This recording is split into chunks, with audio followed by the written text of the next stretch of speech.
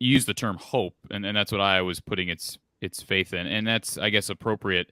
But I think it's hope based off of past experience because, I brought up yesterday, 2016, Iowa gets absolutely shellacked at Penn State, and then you play a number 2 Michigan team in Kinnick, and nobody expects Iowa to be competitive in that game. Don't remind me of that game. And they win the game. Now I know it's in Kinnick. It's a night game. I get that has a huge that plays a huge role. Corey, Dez doesn't value that. Dez doesn't. He doesn't value night games on the road. He says it's no excuse. We should have still got it done. But keep going. No, you're right. I mean, you're right. I'm not wrong in that. I'm not wrong in that. Michigan still should have won that game. Can we be honest though? Kinnick at night is one of the toughest places to play. I think so. Me personally, I think so. Not according to Desmond Upshaw. Just saying.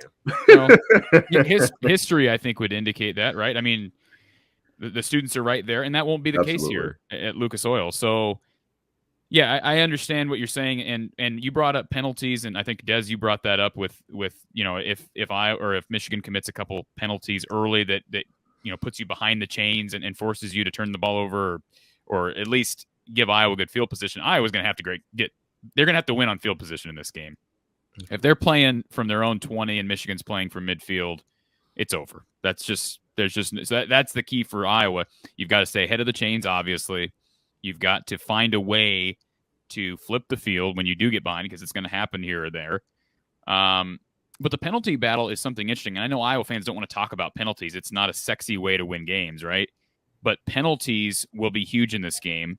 That's one stat that, again, as I'm just kind of trolling through all the different stats between these two teams and how they measure up. Penalties are one. First of all, Michigan doesn't commit a lot of penalties. They're one of the least penalized teams in the Big Ten. Iowa is by far the least penalized team in the Big Ten. So you would think this is going to be a game with very few penalties on both ends. With that being said, one stat that did kind of pop off the page, Michigan is, from a numbers standpoint, is one of the worst teams in the Big Ten at forcing opponent turnovers. Iowa is like the best team in the Big Ten at drawing penalties, if you want to call it that. And I think there is such a thing as drawing penalties and forcing mistakes from a penalty standpoint. So maybe that comes into play, because you're absolutely right. If you get a team that's as run heavy as Michigan, and I know it can throw the ball, but if you can get a team that's as run heavy as Michigan is behind the chains, with it, whether it be a holding penalty or a chop block, whatever it may be, that puts Iowa in a position to make a play on 3rd and long. I'll tell you guys this right now. I'm complimenting Iowa's defense and improving against the rush throughout the season, especially as we've gotten here through November. But Iowa does not have, don't worry, Iowa doesn't have an A.J. Epinesa, a Drew Ott. They don't have a Chauncey Golston, or an Adrian Claiborne that's going to just beat your guy one-on-one. I have seen Zach Van Valkenburg start to evolve here as the seasons went on, but they just throw a lot of guys at you that are fresh. So on 3rd and long, I think you're going to see maybe a little bit more blitzing from Phil Parker. And speaking of blitzing, you brought up Don Brown. That's another interesting storyline with this game. That Iowa has not faced Michigan since Don Brown was relieved of his duties. So that will be interesting to see. It's a totally different how Iowa's offense matches up to this new defense and the schematics of this new defense. And again, sounds like they've got better. I mean, obviously they've got better horses up front than I think they have had. But Don Brown's defense, I mean, I think back to that 2019 game. That was one of the more painful, and I'm sure you guys thought it was ugly too. It was one of the more painful games to watch because Iowa consistently won field position in that whole game. Like, I remember that whole game, Iowa was at Michigan's 40, like all game, and couldn't move the ball past the 40 the entire game. It was 10-3 was the final score. Iowa's guards were just getting destroyed play after play after play, taking holding penalties and sacks and whatnot. So it sounds like this is going to be a bit of a different challenge, not your typical, again, what Iowa's used to facing with Don Brown. But again, I think it'll be interesting to see. I asked Don Patterson how much 21 personnel Iowa will play, because I think they're going to have to run between the tackles a lot more. They're running between the tackles well. The outside zone's not working. Do you really want to run outside zone against Michigan? Of all teams, if it's not working against the likes of Nebraska and Northwestern, do we really want to run it against Michigan? And the answer to that question is no. I mean, I get it's part of your offensive philosophy and the principles behind your rush game, but we got to almost, I don't want to say abandon the outside zone, but use it very, very sparingly, and figure out a way. That's why one guy that, if you want to look at a dark horse for Iowa's game, for Iowa's offense, that's Gavin Williams. He has emerged as a between the tackles runner. He's a guy who can bust through some people, and Iowa didn't have that early in the season with Kelly Martin and Goodson. So if Iowa can run 21 personnel with Gavin Williams up the middle, I think that's an opportunity for Iowa's run game to actually be successful. Now, I'm not predicting either guy gets 100 yards in this game, and I don't think they necessarily have to. I don't think either guy necessarily has to get 100 yards, but if you can at least, you're not going to beat Michigan on the ground. If Iowa beats Michigan on the ground, can we all say that Michigan may be in some trouble? Because that's like, I don't see any way. I mean, I'm an Iowa fan. I don't see any way Iowa beats Michigan on the ground. And if that happens, there's something really, really wrong. Yeah, I would agree with that. Just because I think of Michigan's commitment to it, and Michigan can throw the ball. Like we've seen it with Cade, not in high rep games. Like we have overall, like we don't see him throw the ball 35 times in a game, but we've also seen last year Rutgers when he had a monster game. Like, so he's capable of doing it. But yeah, if it's something that Iowa outrushes Michigan, I think outside of like you had mentioned some turnover, like Michigan getting a couple pick sixes, like I think Michigan's going to be in trouble either way if that happens. You'd mentioned something earlier that I just thought was interesting, that you said that Iowa's not going to sell out, for the run against Michigan. Yeah, We've yet to see any team really do it. Like even Michigan State, Michigan State didn't sell out. I disagree with that. I disagree with that. You would? They did more than any other team, I think. I think that's what, if anything, I think that's what opened up the passing game so much with Cade early, was that I think Michigan State knew how vulnerable they were in the passing game. So they figured out, look, our best case is to attack what Michigan does well. And if they expose our weakness, they expose our weakness. But they know that Michigan was more reluctant to flip to more of a pass first offense. So I think they did sell out.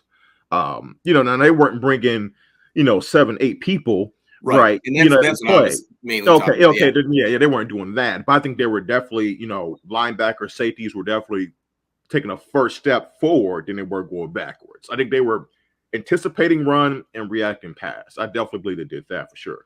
Mm-hmm. Yeah, I think that is, if you're saying that the skill level, roster level is not balanced, I just think that I think Iowa's best bet of beating Michigan it would be selling out to the run. I agree. I think it would be forcing trying to man up, almost like a Don Brown defense. You know what I mean? Like manning up on the outside and just saying, hey, Cornelius Johnson, Roman Wilson, you just go ahead. You got to beat us, Andrew Anthony. Yep.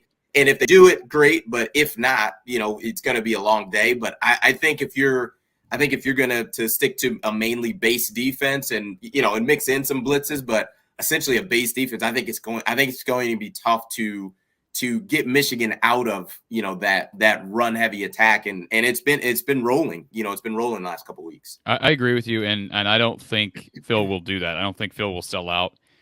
Here's what I'm hopeful for. If Iowa can stymie the run enough through one half to where they're in the game and they give themselves a chance to make a play or two in the second half, then great. But if it's a 10-point game, 13-point game, 14-point game, 15-point at halftime, I would like to see Phil Parker, who again I think has been a little bit stubborn at times, specifically that Purdue game and Wisconsin, you could argue, because there were no adjustments made against the Badgers, and you just continue to bang your head against the wall and expect something to change, and it never does. I would like to see Phil make that adjustment in the second half. It's not Iowa's way. I don't think there's a lot of confidence in Jamari Harris at corner for Iowa to where you're comfortable putting him out there by himself. But the good news is for Iowa fans, Terry Roberts, it sounds like he will play. So again, if he plays and you have Riley Moss, who was just named defensive back of the year, do I think he's the best defensive back in the Big Ten? Absolutely not. I was shocked when I saw that. Shocked. And that just shows you some voters don't watch football because he's just not. I like Riley. He's not the best defensive back of the Big Ten. He's had a lot of picks. He's also gotten beaten some double moves. I don't think he might not even be the second best corner on Iowa's team, but he's healthy now. You have Terry Roberts potentially coming back. Matt Hankins, Iowa's best corner, likely Iowa's best corner, is out. Advantage Michigan there. But if Roberts and Moss are both healthy, and you have Jamari coming in, if they play any true nickel, I'm not talking about a the 4-2-5 that they like to call the cash. I'm talking third corner on the field.